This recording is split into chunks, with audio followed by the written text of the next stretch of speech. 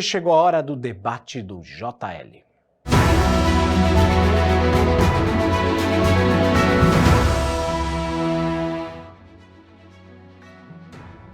E você voltou para deputado, mas pode acabar elegendo um prefeito. Esse debate explora a crescente tendência de deputados federais cogitarem assumir cargos municipais, abandonando suas promessas de campanha e desafiando as expectativas de seus eleitores. Discutiremos se essa mudança de rumo é uma traição à confiança do eleitorado ou uma oportunidade legítima de servir em diferentes níveis de governo. Para debater o tema, ou esse assunto com a gente, eu estou ao lado do advogado e comentarista do programa Opinião, Roberto Muhammad. Boa tarde, Roberto. Boa tarde. E ao meu lado direito está o analista político Carlos Revolta. Boa tarde, Carlos. Boa tarde. Nós vamos examinar as implicações éticas, políticas e práticas desse fenômeno, buscando oferecer uma visão esclarecedora sobre o papel da política na sociedade contemporânea. Boa tarde mais uma vez, senhores. Eu queria explorar esse assunto utilizando como base um exemplo categórico. Sim. Em 2016, o então prefeito de São Paulo, João Dória, eleito, largou a prefeitura da capital para concorrer à eleição de 2018 a governador de São Paulo, e isso criou-se muita crítica em relação a isso. E em 2022 também ele largou o governo do estado de São Paulo e tentou se candidatar, acabou nem saindo como candidato, ficou como pré-candidato à presidência da República e não saiu. Queria que vocês analisassem esse caso. Eu vou pedir licença para o seu caso, vou começar pelo Roberto. Roberto, como é que você vê essa informação?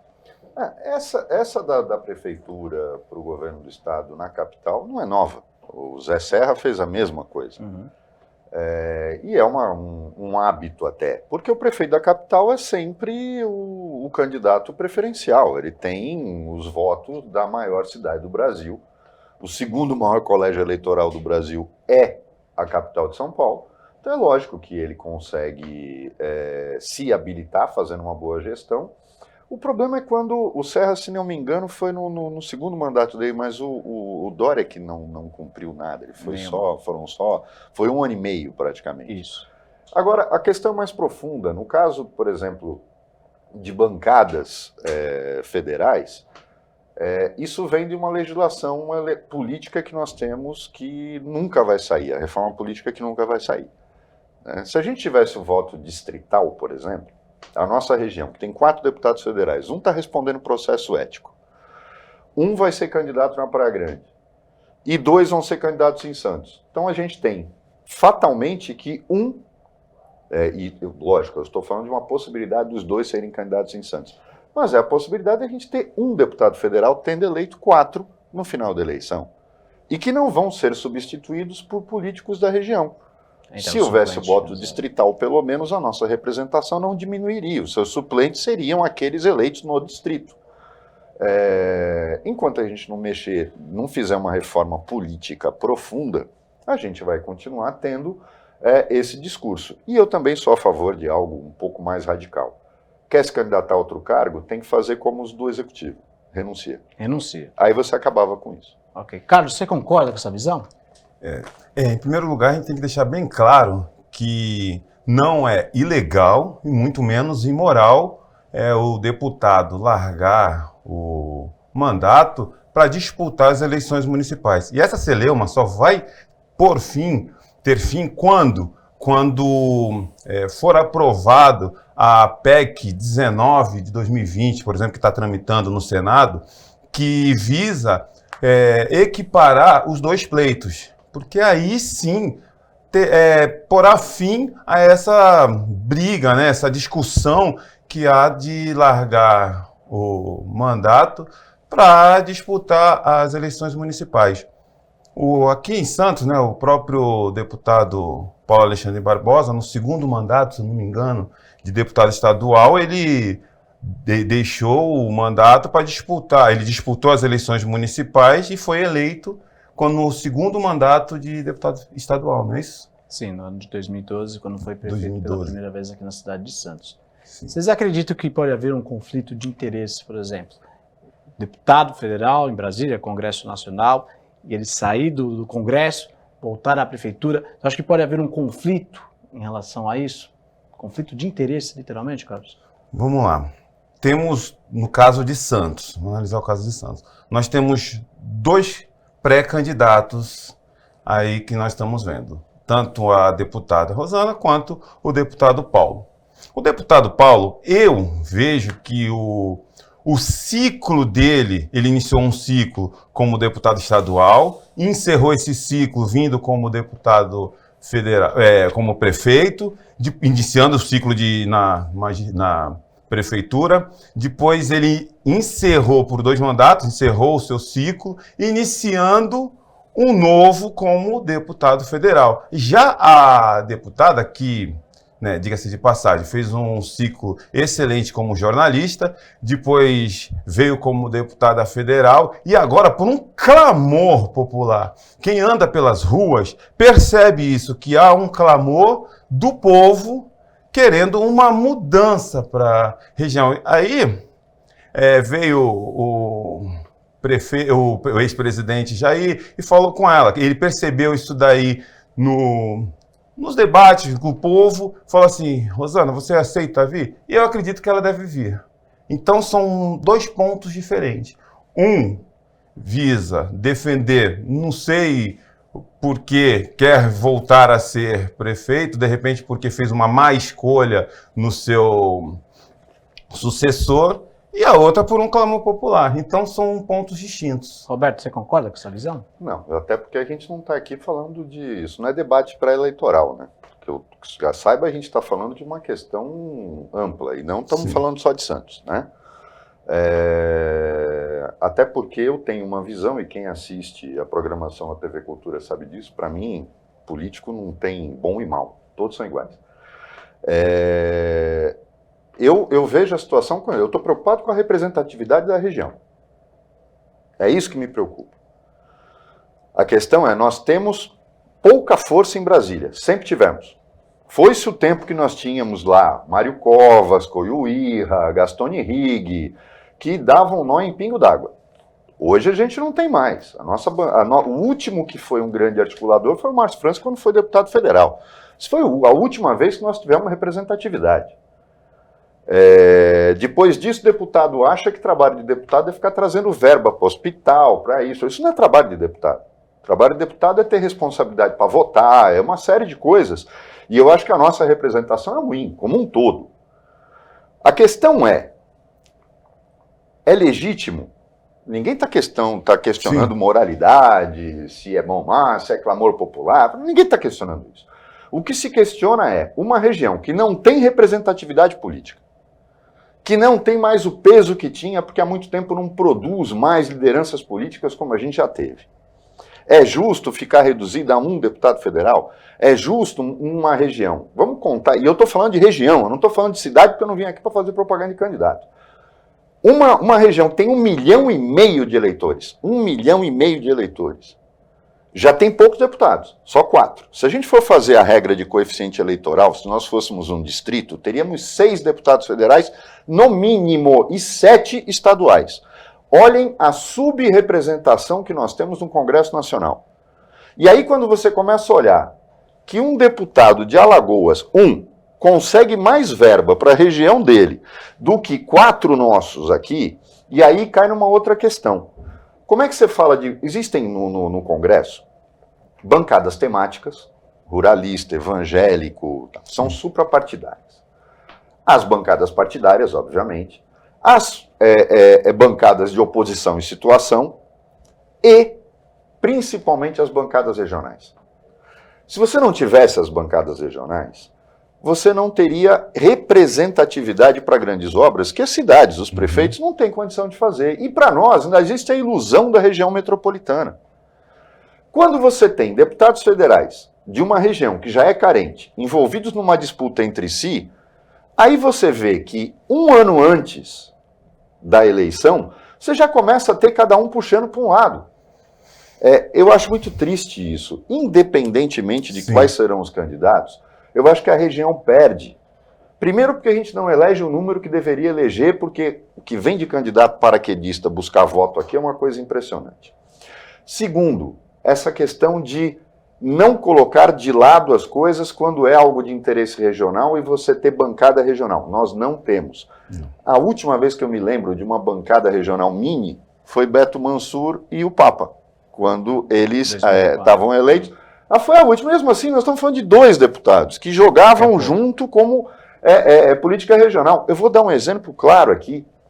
Quando houve a crise do Portos, que é o fundo de pensão dos portuários, o Beto e o Papa tentaram articular a salvação do Portos, a recuperação dele num trabalho conjunto. Então você imagina há quanto tempo a gente não vê esse tipo de articulação dos 4 deputados federais da nossa região pedindo a mesma coisa, indo juntos falar com o ministro, indo juntos falar com o governo federal. É isso que eu acho triste. E isso só vai mudar quando a gente tiver uma reformulação na legislação eleitoral. Para mim, o voto distrital, seja ele o misto ou o puro, é essencial. Porque aí, se eles quiserem se digladiar, problema deles. Mas aí os suplentes são da região, eles são do distrito. E a gente não perde, pelo menos, volume de representação. Enquanto isso não acontecer, vai ser muito triste. A gente vai estar sempre passando por essa história de ganha um prefeito, perde um deputado. Ganha um gestor, e bom ou mal, e perde um representante onde ele tem que estar para buscar verba, não é emendinha, não. É buscar verba, buscar obra. Nós estamos falando de um túnel, nós estamos falando de uma terceira pista da Imigrantes, nós estamos falando de uma nova perimetral, a gente está falando de coisas que nenhuma das cidades da região tem dinheiro para fazer. Não, perfeito. Não temos. Senhores, eu vou ter que fazer um pequeno intervalo. Daqui a pouquinho tem mais debate do JL. Participe conosco através do WhatsApp 13-996646781. Afinal de contas, se é a favor ou contra que deputados deixem suas funções no Congresso ou na Alesp e sejam candidatos a prefeito? Voltamos já.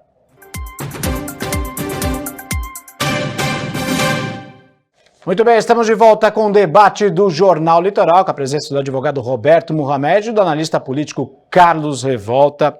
Eu vou abrir esse bloco conversando com o Carlos a respeito de responsabilidade com os eleitores. Como é que fica essa situação com um deputado estadual, federal, esteja em atual legislatura e largue seu compromisso no Congresso, ou seja, na Alesp, para se candidatar à prefeitura de alguma cidade? Carlos.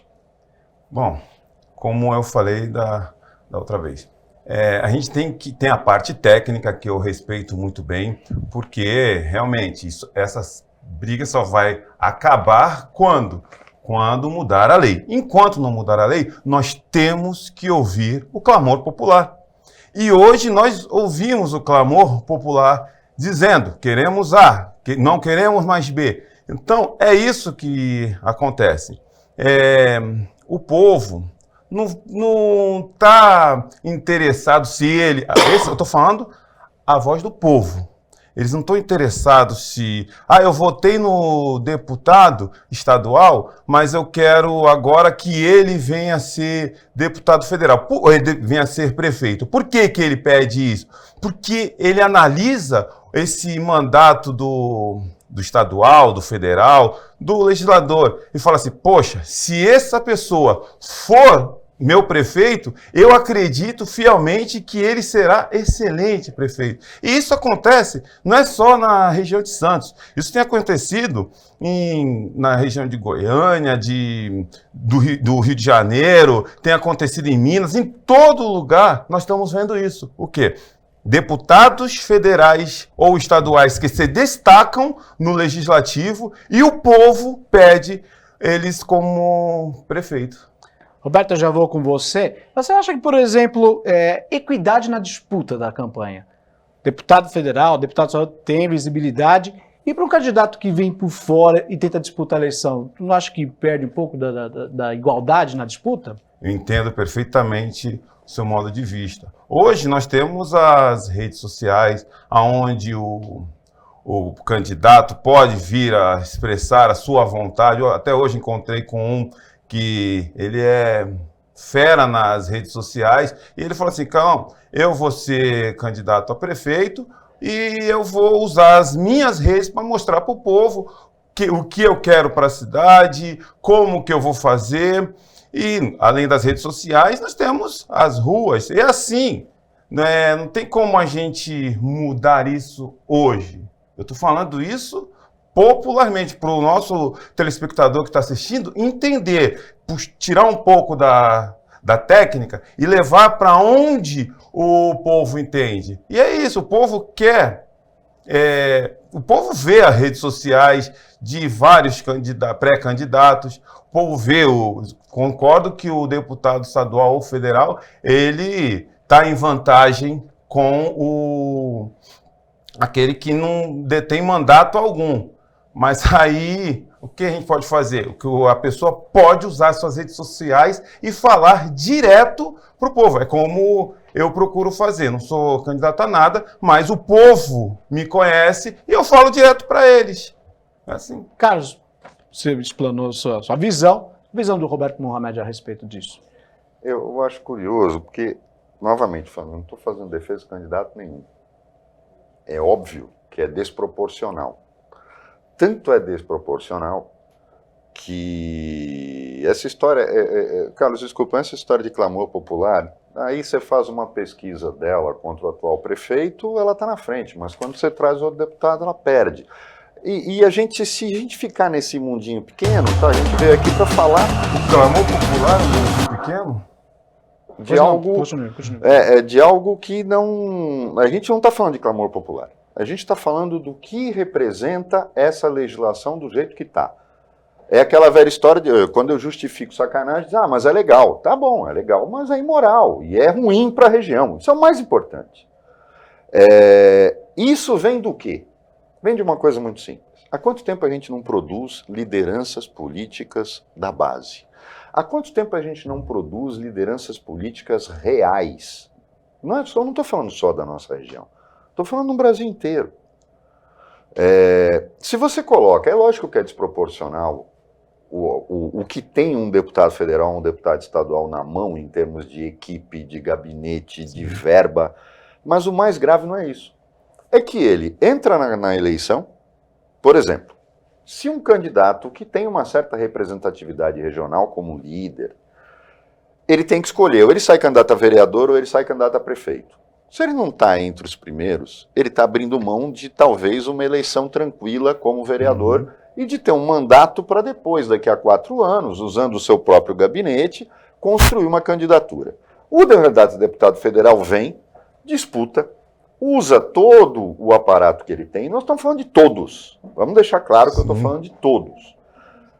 E se ele perde, ele volta para ser deputado federal. Ele está com o gabinete dele inteirinho lá. Essa desproporcionalidade, isso não vai te falar de rede social, como se ela fosse... você pega uma cidade como Santos, que é uma cidade envelhecida, ninguém ganha eleição no Facebook. Ninguém ganha eleição no Instagram.